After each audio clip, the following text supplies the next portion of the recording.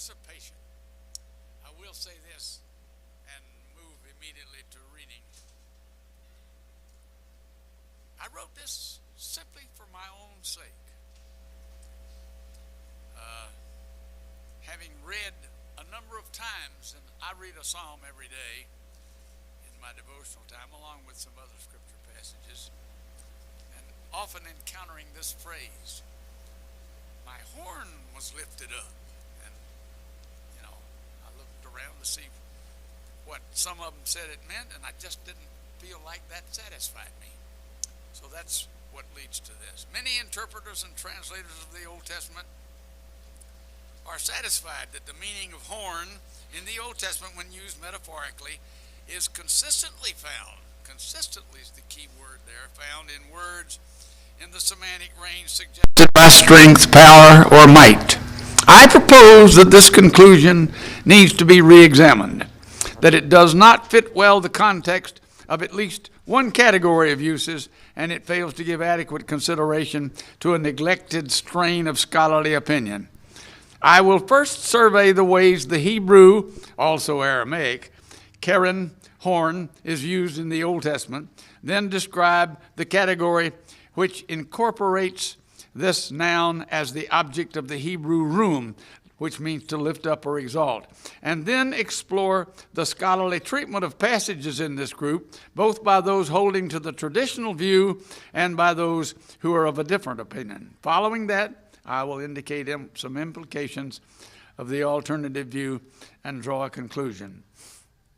Two things should be clear from the outset. First, this is not primarily a study in the Hebrew language as such. Instead, it's a study of an Old Testament metaphor that might work very well in other languages.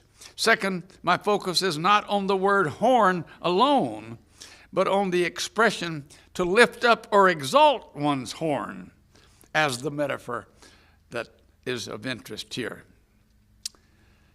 A survey of the usage of horn in the Old Testament.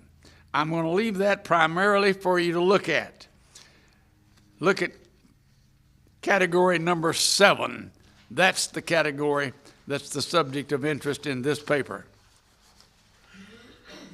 Numerous passages where a person possesses a horn, singular in every instance but one, and it is lifted up or exalted, or occasionally the opposite, as in 1 Samuel 2:1.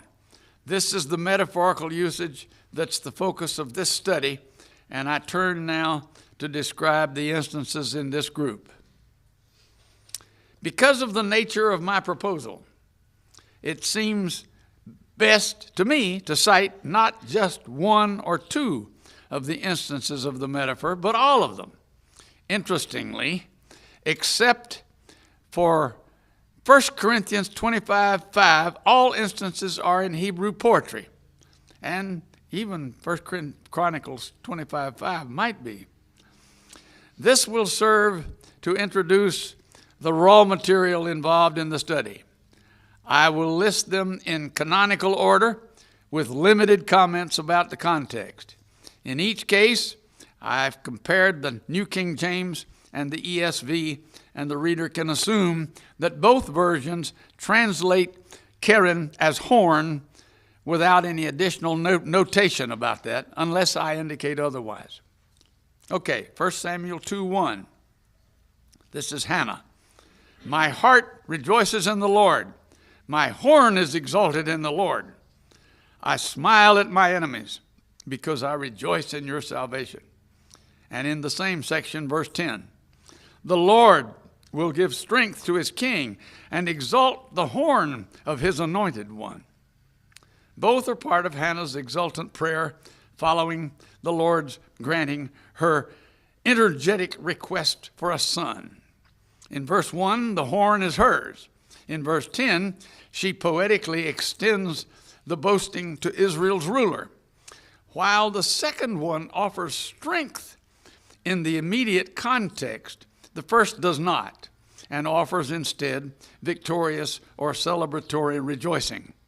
The entire song prayer sounds a note of triumphant joy, For the first of these, the New King James adds a note in the margin explaining horn, that is, strength.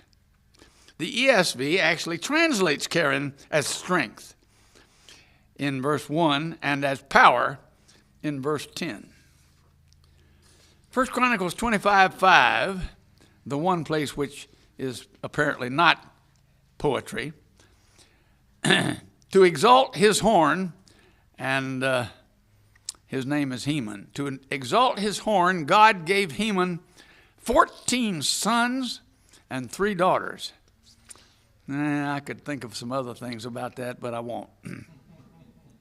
As in the preceding, the lifting of Heman's horn is associated with his progeny.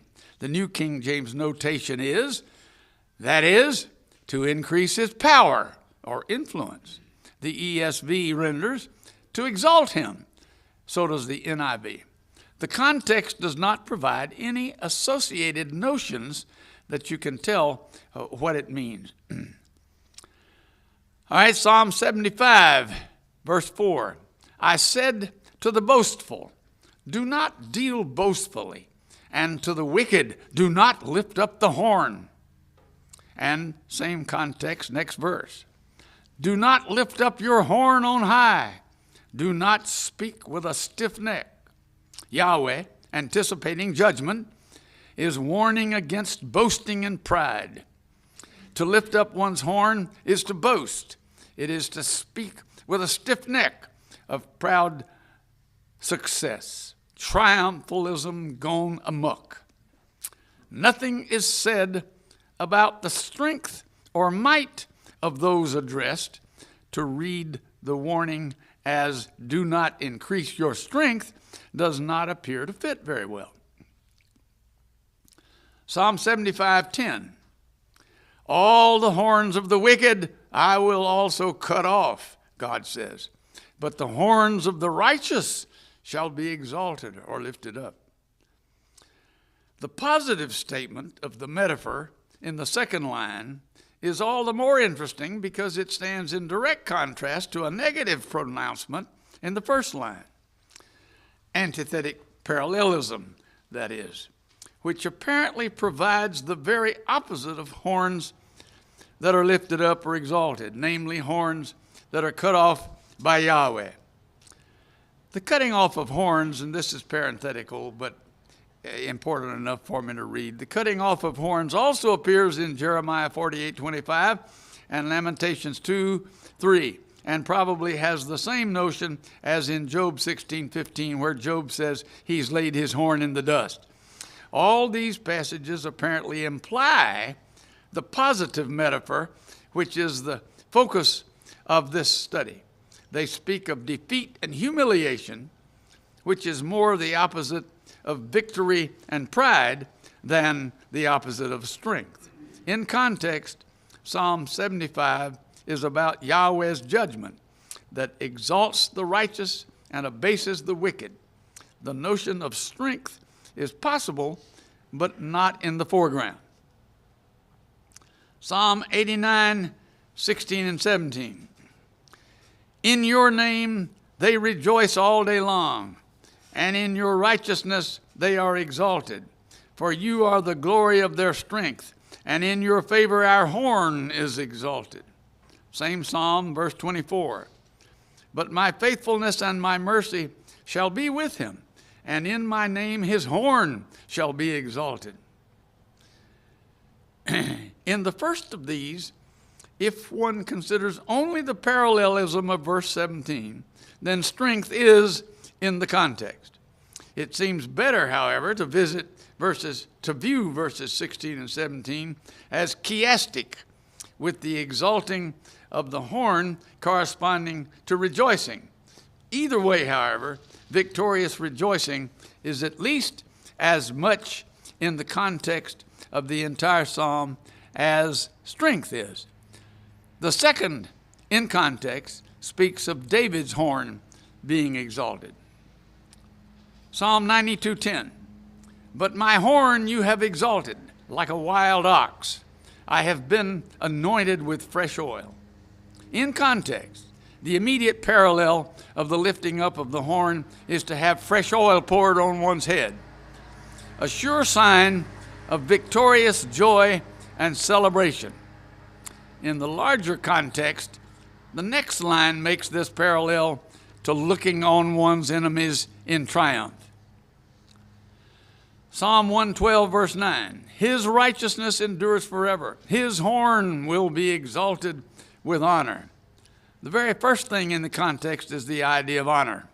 The entire psalm is about the godly person, the good man who is discreet and generous.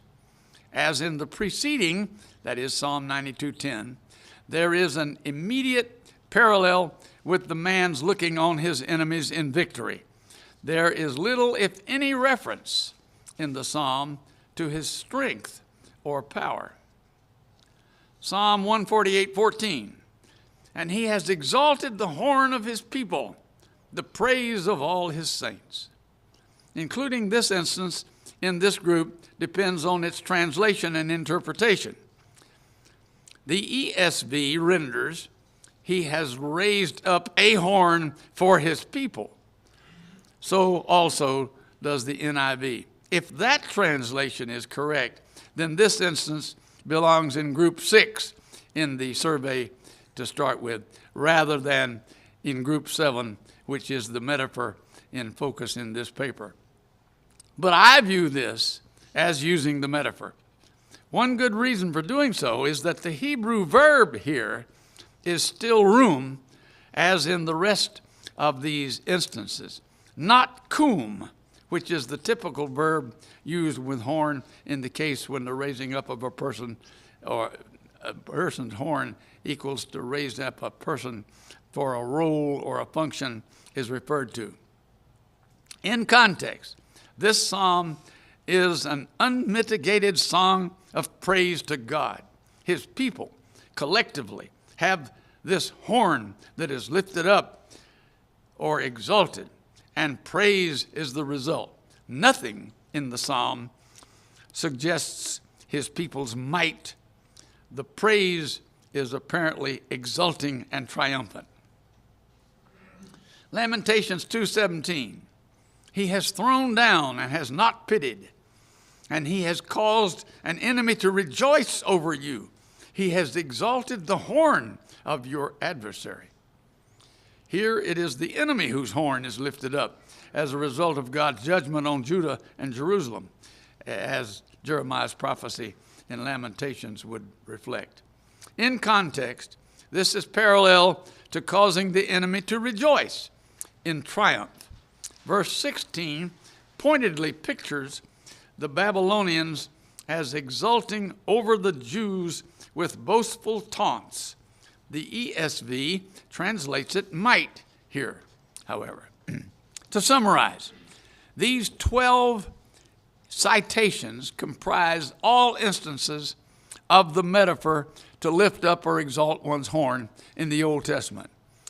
In all of them, the New King James translates Karen as horn, adding a note in 2 places, which I called attention to, indicating that strength or power is the meaning. The ESV also usually translates Karen as horn, but it translates the metaphor as strength or might in, that should be 3 of the 12 instances, not 2. Now the traditional view.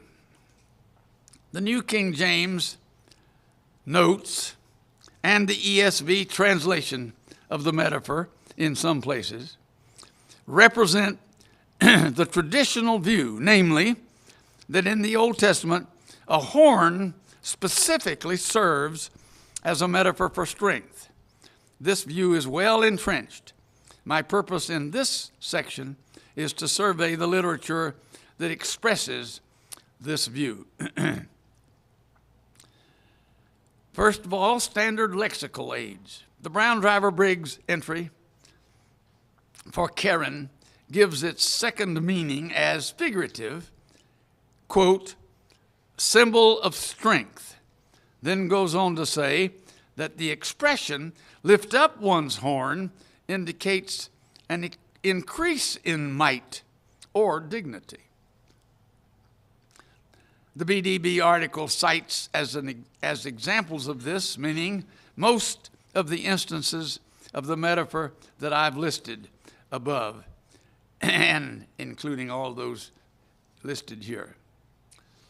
The Kohler and Baumgartner lexicon, hereafter Halot, agrees that Karen used as object of the verb room, which is the metaphor in focus here in this paper, is a symbol of strength and power, and urges that raising the horn means to strengthen. Like BDB, they list most of the instances in my list as examples of this meaning. Kedar Kopfstein, in the article on Karen in the Theological Dictionary of the Old Testament, observes that the Dead Sea Scrolls, following Old Testament usage closely, usually use Karen figuratively for power or strength.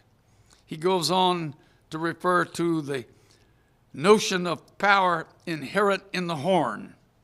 He states, the figurative uses of the word reveal a clear semantic gradation that range from an actual animal's horn in a narrative to a horn charging in all directions, to the abstract concept of power.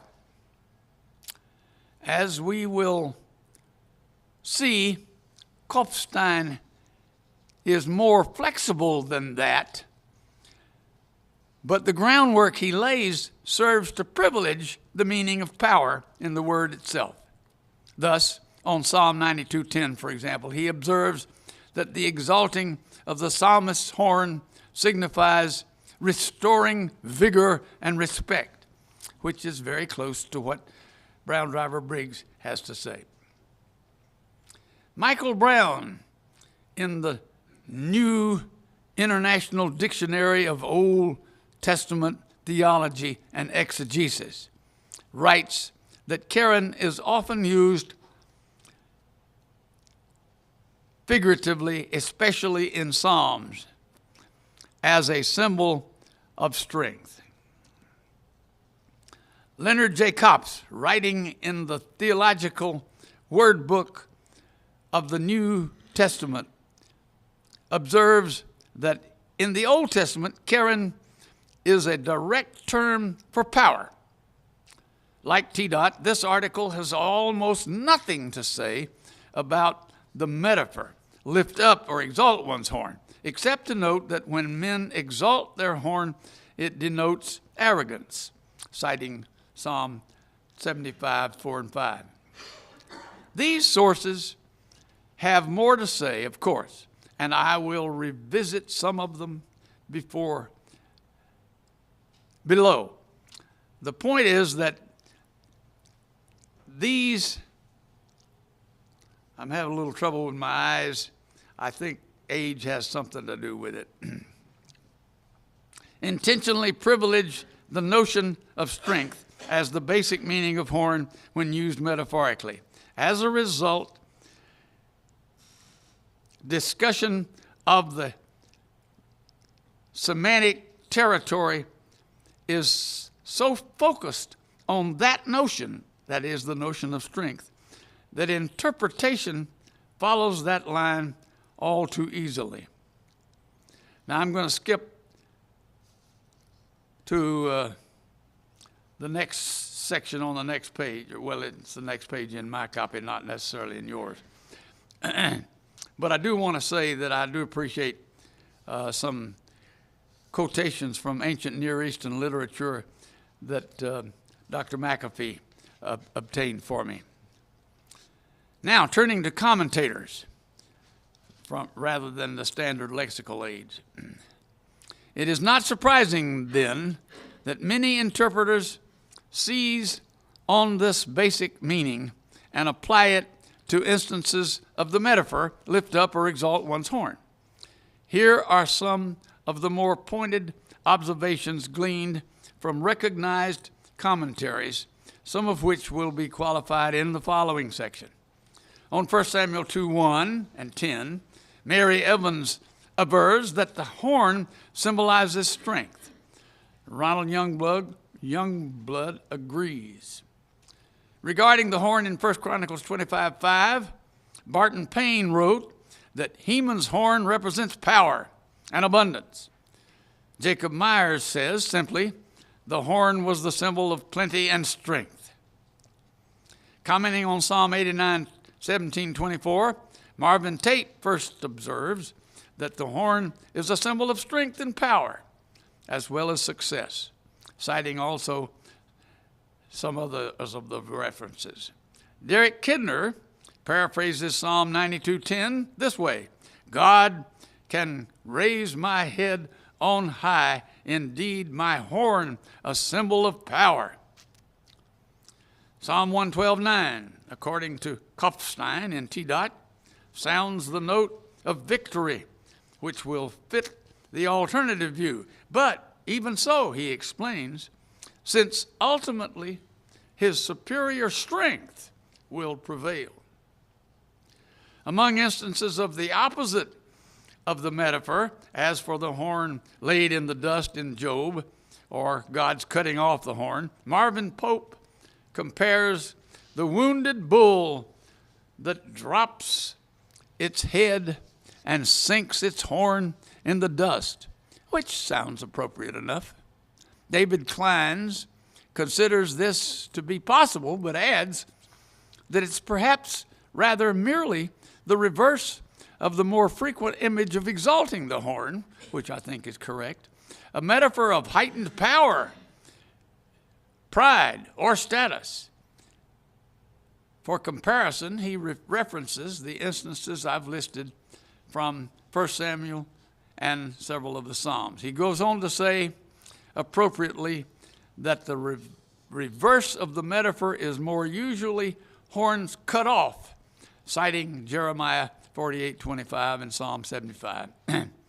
Psalm 75:10 speaks of the exalting or lifting up of the horns of the righteous, in contrast to the cutting off of the horns of the wicked.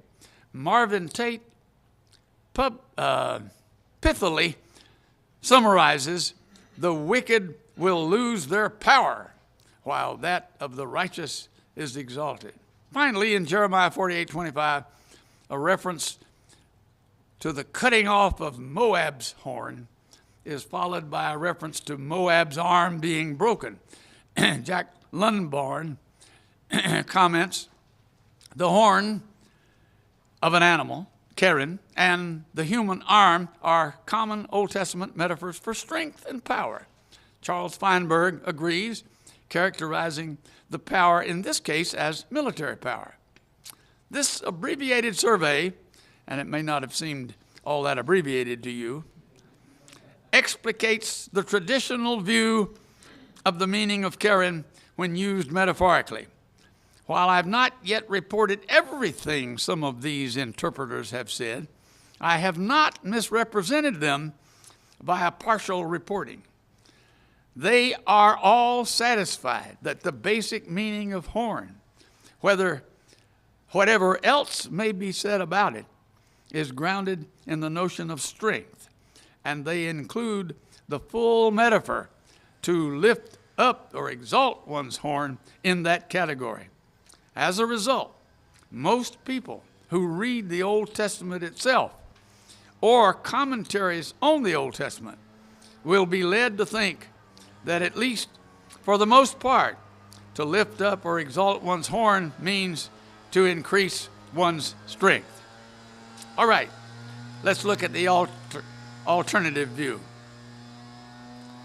In the face of the dominant view that horn, metaphorically, means strength or power or might in one manner of expression or another, there is a lesser but clearly discernible strain of scholarly opinion that offers a distinguishably different meaning.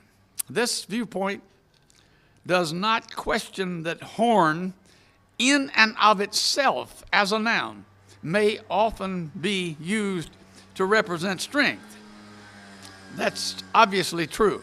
Instead, it suggests that the metaphorical phrase to lift up or exalt one's horn means something else.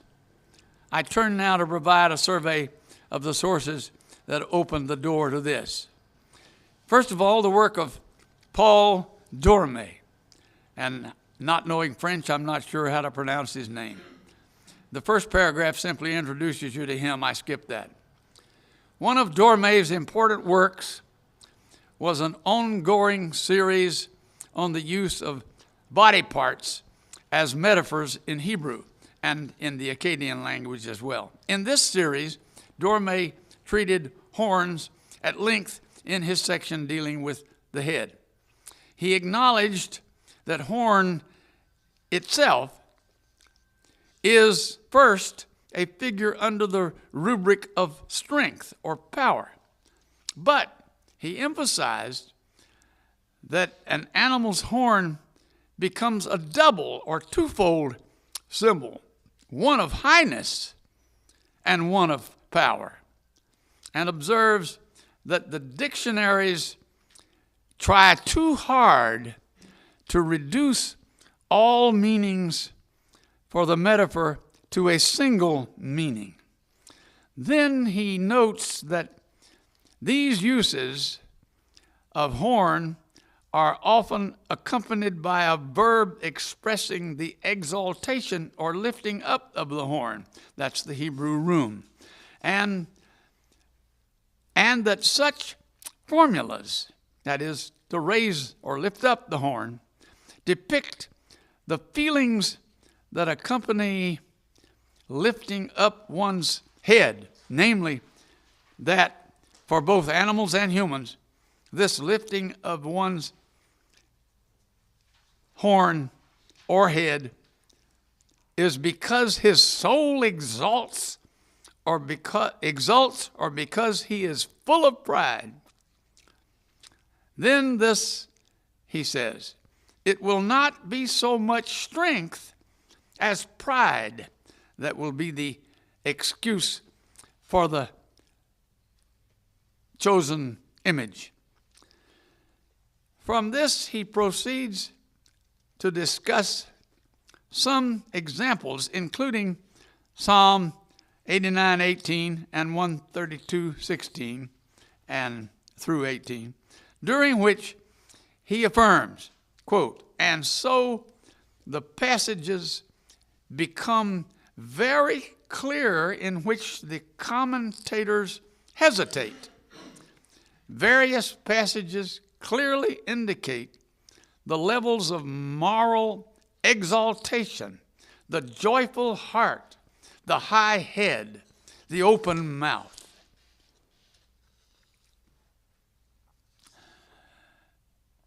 To proclaim words of triumph against one's enemies.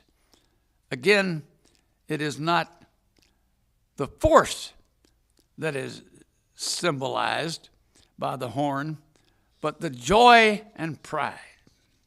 That's the alternative view. Now, lexical sources. At least 3 of the lexical aids that I've referenced earlier make additional observations that open the door to the view of Dorme. T-dot, T-wat, and nidate, or whatever that is. Thus, Kofstein in T-dot, commenting on Lamentations 2 and 2 says, God has withdrawn his people, his protective hand from Israel, bringing Israel's proud independence to an end, while exalting the horn of Israel's foes who gloat over Israel's affliction. Their triumphant gloating is the lifting up of their horns. The Nidate article on Karen is strong for this view. Regarding Hannah's exulting in 1 Samuel 2, Brown writes that the expression to lift up or exalt one's horn is based on the picture of an animal with head and horns held high, a symbol of triumph. Not strength, but triumph, you notice, a victory which Hannah celebrates. Brown includes Psalm 89, 17, 24, 92, 8, 10, 112, 9 as examples when the lifting up of one's horn is a symbol of triumph or of victory. Concerning the Lord's warning to the boastful wicked again against lifting up their horns in Psalm 75:5, Brown takes this as a warning against pride. The proud are self-exaltant, and the Lord will bring them down. Brown also urges the picture presented in Lamentations 2, 3, and 17 is colored with bitter irony. In his fierce anger, the Lord has cut off every horn of Israel. While he has let the enemy gloat over you, he has exalted the horn of your foes. The notion of gloating fits precisely with that of triumphant rejoicing or celebration. Copps, in his shorter article in TWAT, referring to Psalm 92:10, comments, to have one's horn exalted by God is to gain victory and salvation. And regarding the warning against lifting up one's horn in Psalm 75, he notes that for people to exalt their horns denotes arrogance, an expression of pride more than of strength or power. Some of the commentators also have things to say that fit this alternative view. On 1 Samuel 2:1 and 10, while Mary Evans offers that the use of horn symbolizes strength, as already noted, she goes on to say that God's ultimate control had turned Hannah's bitter tears into strong rejoicing and resulted in her horn being lifted high. Similarly, Ronald Youngblood regards Hannah's horn as a metaphor for strength, but then observes, more helpfully, that her song is a royal song of victory or triumph. Likewise, Ralph Klein explains the metaphor as a poetic representation of an animal who carries his head high and is proudly conscious of his strength, but then adds that the raising of one's horn is a figurative metaphor for victory. I skipped the rest of that paragraph and the next paragraph. Marvin Tate reads Psalm 89:17 as referring to Israel's coming king who lifts their horns in victory, only to add that the horn is also a symbol of strength and power, and citing some of the references, as well as success. Then, helpfully, he observes, those whose horns are raised know the elation of elevated circumstances and the joy of participating in the saving work of Yahweh. Elation and joy seem very much what this metaphor is all about. Mitchell Dahoud strongly supports the notion of victory or triumph over that of strength, translating verse 17 as, you give us victory, and verse 24 as, he shall be victorious. The first line in verse 17 he renders as, you are our glorious triumph. Dahoud speaks in similar terms regarding Psalm 92:10, where exalting one's horn is parallel to being anointed with fresh oil. And he says, quote, the action described is a sign of the festivity after the psalmist's victory over his enemies.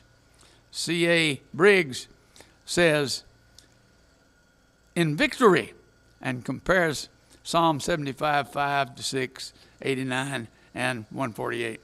Briggs makes essentially the same observation in regard to Psalm 112:9. Doubtless here also in triumph over the adversaries.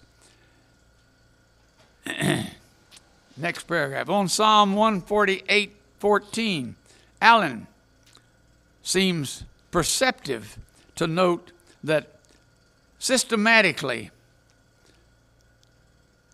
it, that is the praise or renown, stands in loose opposition to Karen. Dahoud's comment is even more convincing. He says, figurative for granting victory or bestowing prosperity. Skip the next paragraph, next two paragraphs. Delbert Hillers, commenting on Lamentations 2, 3, and 17, retains the notion of strength found in the traditional view, but he qualifies it with the notion of pride inherent in the alternative view, saying, quote, the meaning is he destroyed all Israel's proud strength. Horn as a metaphor for strength and pride is extensively frequent in the Old Testament. Close parallels to the present passage are from Jeremiah and Psalms. What's clear from this line of evidence is that some of the respected commentators recognize that other notions are more in focus in the expression to lift up or exalt one's horn, and some of these are still loath to give up the notion that a metaphorical horn consistently signals strength. Whether those who recognize these other notions were aware of Dormé's treatment is not clear. He is not often mentioned. Regardless, they have discerned ideas similar to what Dormé affirmed to be the meaning of the metaphor. This view understands that the phrase lift up or exalt one's horn represents victory and the joy or similar emotions that accompany it, leading on in the idea of triumphant pride and even boasting and arrogance. Some implications. The alternative view of Dormé and others depends on seeing the metaphor as the entire phrase, lift up, exalt one's horn, and not just the word horn alone. Skip the rest of the paragraph. An important implication of this alternative meaning of the metaphor is that it fits the context of all of its uses better than to increase in strength or might. On reviewing the listing of the 12 instances given earlier, I cannot find the notion of strength associated with the lifting up or exalting of one's horn in the context of the great majority of those instances. Only in 1 Samuel 3:10 and Psalm 89:14 is it even possible to detect that notion. By contrast, in the other 10 of the 12 instances, the notion of victorious rejoicing or pride or arrogance, boasting, or arrogant boasting, clearly fits the context. Given the nature of Hebrew poetry, with its heavy reliance on parallelism, one would think that there was plenty of opportunity to set the notion of strength or power beside the lifting up of one's horn, if that were the basic idea. That sentence is fouled up. It should say, one would think that given the Hebrew reliance on parallelism, one would think there was plenty of opportunity to set the notion of victorious rejoicing beside, oh, no, it was right. When you get old, you get confused real easily. If that were the meaning. I have revisited each instance of the metaphor in the Old Testament and found it satisfying to read every one of them through the prism of triumphant rejoicing or celebration at one level or another. Now skip that next long paragraph. A final implication of this study is for interpreters and translators of Scripture. If the conclusion suggested in this study is correct, those writing commentaries on the poetic literature in which this metaphor appears should follow the example of the interpreters cited in this article who have linked the meaning of the metaphor to the notion of victory and joy. This notion, no doubt, may have a fairly broad but definable semantic range in varying contexts, moving from triumphant exulting to joy and success to elation to boastful exulting over or even taunting one's adversary, real or imagined, to healthy pride and even to unhealthy pride or arrogance. Translators should also take this into consideration. They should avoid leading readers to think that strength or power is the predominant meaning of the metaphor. We're not talking about the word horn, but we're talking about the whole phrase. If they choose to translate the metaphor, it should be the whole metaphor to lift up or exalt one's horn and not simply the word horn. Otherwise, they should leave the metaphor untranslated and let the reader get the feel of it from the context. Conclusions. What time is it? I guess we're about right. It's inadequate to respond to this study by saying that after all, the notion of strength or power and the notion of victorious rejoicing resolve into the same thing. While it may be true that the victory over which one rejoices may come from one's strength, but often does not, that is not the focus of the metaphor, lift up or exalt one's horn. The precise focal point of the metaphor should be given greatest attention, and that is the notion of victorious rejoicing, a notion that can be expressed in a semantic range of words that convey the basic notion in degrees that vary from one context to another. Skip that next paragraph. It's important for the interpretation of this metaphor, as for any metaphor, to pay attention first to the context. The context of this metaphor offers, at best, only weak evidence for the meaning strength or power. It offers clearly recognizable support for the meaning triumphant celebration. The best way to reinforce this conclusion may be to focus briefly on 3 Old Testament examples, but I'll only take time to read one of them today. I choose 1 Samuel 2:1 first, where the long barren Hannah, having prayed desperately for a son, has given birth to Samuel. After the infant boy is weaned, she goes at last to Shiloh to present him, to lend him, she says, to the Lord. And she prays, "My heart rejoices in the Lord. My horn is exalted in the Lord. I smile at my enemies because I rejoice in your salvation." This is victory for her. Like Rebekah before her, she has a rival who provoked her severely, as she says in chapter 1, verse 6. They were in a contest of sorts, and Hannah has triumphed at last. She can finally smile at her enemies, no doubt including Peninnah,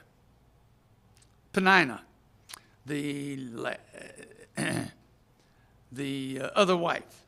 The ESV may well be justified in translating this, my mouth derides my enemies. God has saved her from her barrenness and from the taunting of her rival.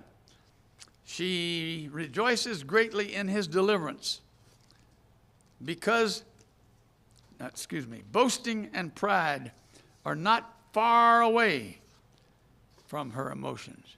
And now, ready to present him to the Lord, she celebrates. She's elated. And in that soul-washing emotion of joy, her horn is lifted up. Perhaps I should add that Heman knew the feeling. And we'll conclude the reading with that for today.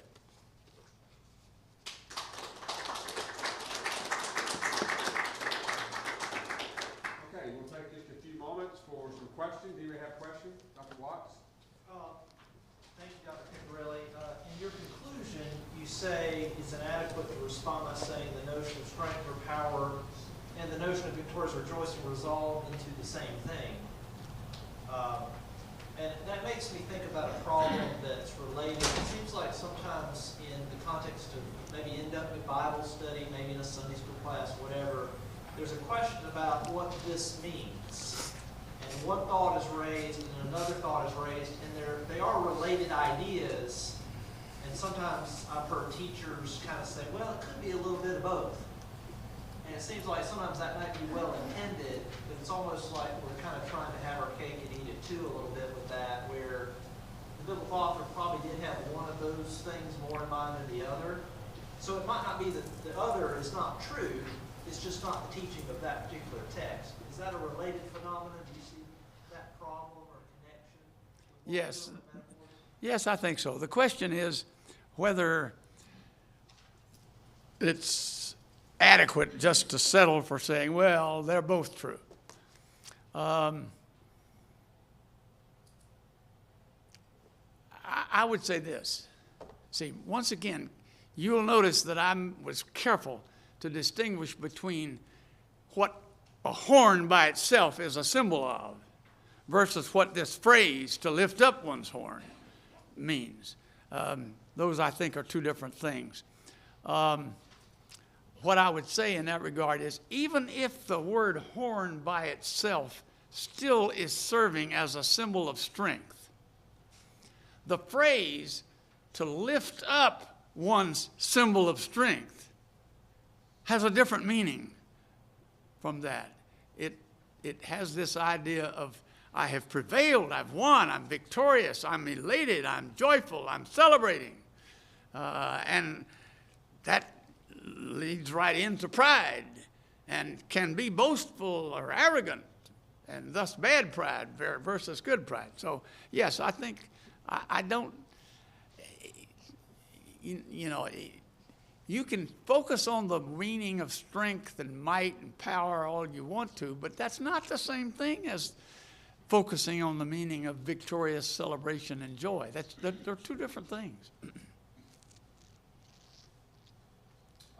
My question won't be a surprise to you.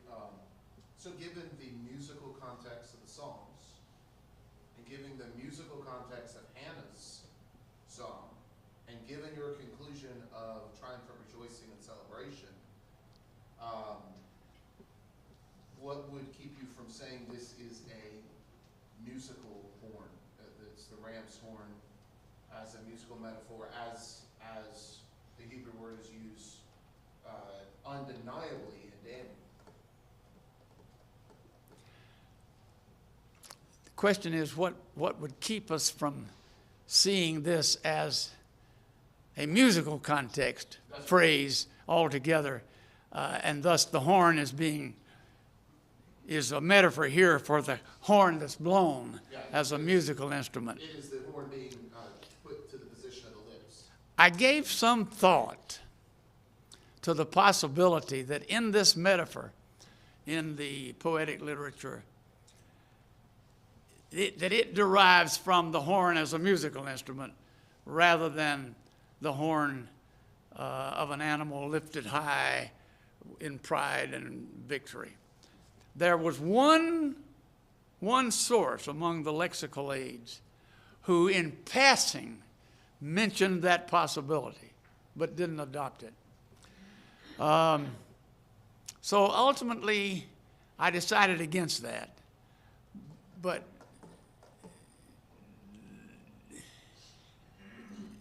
I wouldn't 100% rule it out, put it that way. I really appreciate this paper, in part because I didn't really put the pieces together until now. But lifting up your horn, I've read that through the years and thought that in places this is really awkward. That's exactly what happened to me. Yeah, exactly. It's really awkward. And now the way that you describe it, particularly, I like the Planet Fitness comparison, where it's like it's not just horn itself, it's not just ropes, right? It's Yeah. showing me the ropes. So it's lift up your horn. And now I get this word picture of a ram who has just defeated its rival and it's lifted its head up. Right. And so that really helps me here. But I guess my question, and I don't know how much you want to try to get into this, is whether using strength, lifting up horn as my strength, whether that the meaning of the triumphant celebration can collapse into the concept of lifting up one's strength. And what I mean by that is, like, if I'm lifting up my strength, it seems that really does lend itself to I am boasting, right? I am raising up my particular ability. Is there a distinction between the two concepts? Because you said they aren't the same, right? Yeah, I don't think the meaning strength and power is the same as the meaning of victorious joy or celebration or those other pride or whatever. I've lost my train of thought there for a moment in terms of what you were asking about. That's the reason I said a moment ago that even if that notion of strength for the meaning of horn itself is still involved, the lifting up of one's horn is more than lifting up a symbol of strength. I found it real interesting. Some of the commentators who are really heavy on the traditional meaning say something like, the horn is the symbol of the animal's strength as he gores his rival. You don't gore your rival with your head lifted up. See, that's the point. The head lifted up of an animal comes after the battle. When he's won, when he's triumphed, seems to me. Well, anyway. All right, thank you, Dr. Picirilli. Appreciate it. Okay, we're going to break for lunch, and we'll be back here at